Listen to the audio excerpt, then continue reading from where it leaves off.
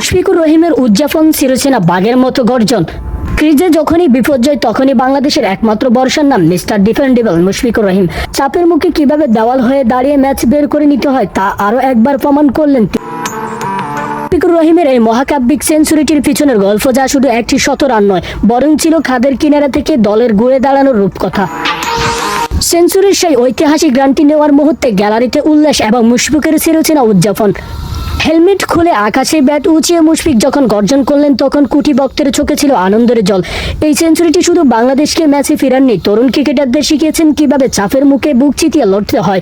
মুশফিকুর রহিম কেন কিংবদন্তি তা এক ইনিংসে স্পষ্ট। অফ ওয়ার্ডার যখন ব্যর্থ ড্রেসিং রুমে তখন চরম অস্বস্তি, ঠিক তখনই ক্রিজে আসেন মুশফিক। প্রতিপক্ষের বলাররা তখন আগুনে বোলিং করছেন, কিন্তু মুশফিকুর রহিম মানেই তো ইস্পাত কঠিন মানসিকতা। শুরুর 10-15টি বল তিনি যেভাবে ডিফেন্স করেছেন তা ছিল দেখার মতো। অফ স্টাম্পের বাইরের বলগুলো চমৎকারভাবে লিড করে থিত হতে সময় নিয়েছেন। কোনো তাড়াহুড়া নেই, কোনো আলগা শট নেই, একেবারে নিখুঁত টেস্ট বা ওয়ানডে ক্রিকেট ব্যাক। ক্রিজে সেট হওয়ার পরেই শুরু হলো আসল ম্যাজিক। মুশফিকের শক্তির জায়গা তার সুইপ এবং রিভার্স সুইপ।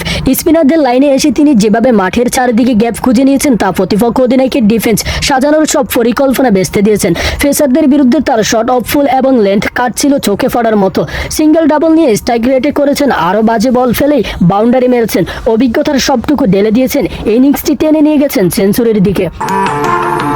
মুশফিকুর রহিম দুর্দান্ত ব্যাটিং করে 233 বলে 137 রান করেন। এটি ছিল টেস্ট ক্রিকেটে তার রেকর্ড গড়া 14তম সেঞ্চুরি। তিনি মমিনুল হকের 13টি সেঞ্চুরি ছাড়িয়ে বাংলাদেশের সর্বোচ্চ টেস্ট সেঞ্চুরিয়ানের গৌরব অর্জন করেছেন। প্রথম ইনিংসে 126 রানের সেঞ্চুরির পর দ্বিতীয় ইনিংসে লিটন দাসের অসাধারণ 69 রানের ইনিংস খেলে ফিরেছেন। পঞ্চম উইকেটে গুরুত্বপূর্ণ পার্টনারশিপ মুশফিক ও লিটন মিলে পঞ্চম উইকেটে 123 রানে একটি শক্তিশালী জুটি গড়েন, যা বাংলাদেশকে ম্যাচের চালকের আসনে বসিয়ে দেন। পাকিস্তানের সামনে জয়ের জন্য 437 রানের বড় লক্ষ্য দাঁড় করিয়েছেন বাংলাদেশ। এখন শুধু বৃষ্টি পারে পাকিস্তানকে বাঁচাতে। ধারাভাষ্য কক্ষে থাকা রমিজ রাজা, দোয়া শুধু একটাই ভাই, মেঘ চলে আসুক সকালে অথবা দুদিন বৃষ্টি হয়ে যাক, এখন শুধু বৃষ্টি বাঁচাতে পারে ভাই। যেভাবে এরা ক্রিকেট খেলছেন বাসিত আলী, তাই আপনাকে মানতে হবে এই দুই সিরিজ বাংলাদেশ চ্যাম্পিয়নদের মতোই লড়াই করেছেন।